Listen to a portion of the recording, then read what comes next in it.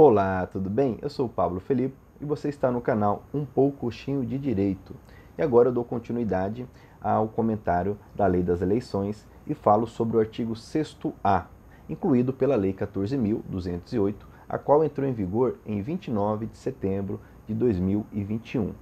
Esta lei também incluiu na Lei dos Partidos Políticos o artigo 11A, criando a chamada federação partidária, esta nova personagem do processo eleitoral. Então, vamos analisar essa instituição com base no artigo 11A da Lei dos Partidos Políticos, que basicamente é repetido aqui no artigo 6º-A da Lei das Eleições. Pois bem, a federação partidária, ela surge como uma reunião de dois ou mais partidos que se unem de forma estável, porém transitória, tendo programas e ideologias similares, de forma que nós teremos aqui, diante da Justiça Eleitoral e durante o processo eleitoral, um ente agindo como se um partido fosse. Tanto é que a federação precisa ser registrada junto ao TSE, tem caráter nacional e também terá um estatuto e um programa, de forma que ela existirá por no mínimo 4 anos, ou seja, ao menos 2 eleições serão disputadas por essa federação eventualmente criada. Pois bem, nos diz o artigo 11A da Lei dos Partidos Políticos que 2 ou mais partidos políticos poderão reunir-se em federação, a qual, após a sua constituição, respectivo registro perante o Tribunal Superior Eleitoral, atuará como se fosse uma única agremiação partidária. Esse artigo recebeu do Supremo Tribunal Federal uma interpretação conforme a Constituição, e vamos entender por quê. Logo que entrou em vigor essa lei, ela foi objeto de uma ação direta de inconstitucionalidade, a de número 7021, cuja relatoria pertence ao ministro Roberto Barroso. Em sede de cautelar, então, o Pleno tomou algumas decisões. Uma delas é que reconheceu como compatível com a Constituição Federal essa nova figura. Lembrando que a Emenda Constitucional 97 de 2017, alterando o parágrafo 1º do artigo 17, extinguiu, vedou a possibilidade de coligações partidárias nas eleições proporcionais, conforme já comentei em outro vídeo dessa nossa playlist. E um dos motivos foi para dar racionalidade, de forma que o voto de legenda tivesse mais força. Muitos viram na criação da federação uma forma de burlar o sistema constitucional, uma vez que a federação não tem previsão na Constituição Federal. O Supremo então entende que não, uma vez que a lei trouxe instrumentos para gerar um maior compromisso e estabilidade para essa figura, de tal forma que ela não surge apenas como uma questão eleitoreira.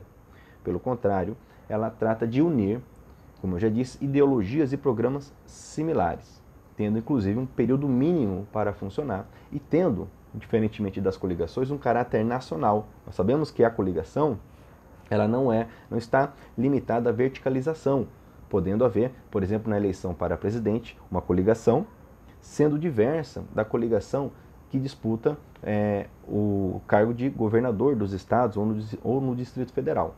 Pois bem, então, por conta disto, nessa ADI, além de se reconhecer a compatibilidade, ficaram suspensas por hora, então, nessa medida cautelar, ficaram suspensas, então, o inciso 3 do parágrafo 3º desse artigo 11A, já vamos ver, e também o parágrafo único do artigo 6º-A da Lei das Eleições. Pois bem, além disso, como eu já disse, há uma interpretação conforme a Constituição, de tal forma que, no entendimento do Supremo Tribunal Federal, esse 11A deve ser analisado de tal forma que, para que uma federação participe das eleições, ela precisa estar registrada junto ao TSE no mesmo prazo necessário para que o partido participe das eleições. Nós já comentamos que o artigo 4º da Lei das Eleições determina que o partido precisa estar com seu registro, com seu estatuto registrado junto ao TSE,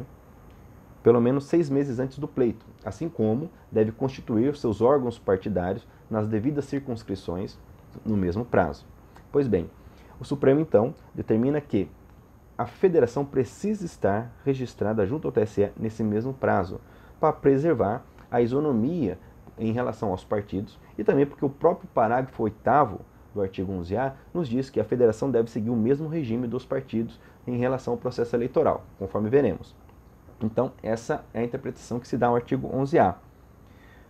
Porém, tendo em vista que essa decisão foi tomada apenas em fevereiro, ok? O Supremo Tribunal Federal, então, ele modulou os efeitos de tal forma que, para esta eleição de 2022, as federações poderão ser registradas até 31 de maio. Nas demais, deve-se obedecer o mesmo prazo que está no artigo 4º da eleição. Isso por quê? Porque originalmente, conforme está no inciso 3 do parágrafo 3º, a federação poderia ser registrada até o último prazo das convenções partidárias. Prazo este que é 5 de agosto, ou seja, bem mais próximo do pleito, que é em outubro, do que os 6 meses necessários para o registro do partido político. Ok? Então, tendo em vista essa grande diferença de prazo e também pela decisão sair apenas em fevereiro, o Supremo então entendeu por bem modular os efeitos, trazendo um meio termo de tal forma que, para este pleito, essas federações poderão se registrar junto ao TSE até 31 de maio. Pois bem, o parágrafo 1º vai dizer o seguinte: aplicam-se à federação de partidos todas, veja bem, todas as normas que regem o funcionamento parlamentar e a fidelidade partidária. Segundo, assegura-se a preservação, veja bem, da identidade e da autonomia dos partidos, até porque a autonomia partidária é um princípio constitucional, conforme o artigo 17, parágrafo 1º da Carta, ok? Então, essa autonomia, ela permanece. Apesar de estável, a federação ela é transitória. Parágrafo 3º diz que a criação da federação, por sua vez, obedecerá às seguintes regras. Inciso 1. A federação somente poderá ser integrada por partidos que já tenham um registro definitivo no Tribunal Superior Eleitoral. Lembrando, então, que nos termos do artigo 17, parágrafo 2º da Constituição, uma vez que o partido político tem personalidade jurídica, nos termos da lei civil, ele deverá se registrar junto ao TSE. Isso é regulamentado no artigo 7º, parágrafo 1º da Lei dos Partidos Políticos, também já comentado aqui, quando falamos do artigo 4º da Lei das Eleições. Então, esse partido que está devidamente registrado e tem seu estatuto devidamente registrado, somente esse partido pode participar da federação, para que não haja nenhum tipo de burla. Inciso 2 diz que os partidos reunidos em federação deverão permanecer assim por pelo menos 4 anos. Olha a grande diferença em relação à coligação partidária, que tem duração limitada ao período eleitoral que vai da convenção até a diplomação dos eleitos. Então aqui nós temos uma durabilidade considerável, abrangendo pelo menos 2 eleições, uma geral e uma municipal. Então, por exemplo, eventual federação constituída agora para o pleito de 2022 valerá necessariamente para o pleito das eleições municipais de 2024, ok? Esse período é mínimo. Inciso 3 nos diz que, então, a federação poderá ser constituída até o final da realização das convenções. Esse inciso está suspenso. Esse prazo não vale. Veja bem que ele está apenas suspenso, uma vez que estamos falando de uma cautelar julgada pelo Supremo Tribunal Federal. Lembrando que o período das convenções, conforme o artigo 8º da Lei das Eleições, nos diz que vai do dia 20 de julho a 5 de agosto.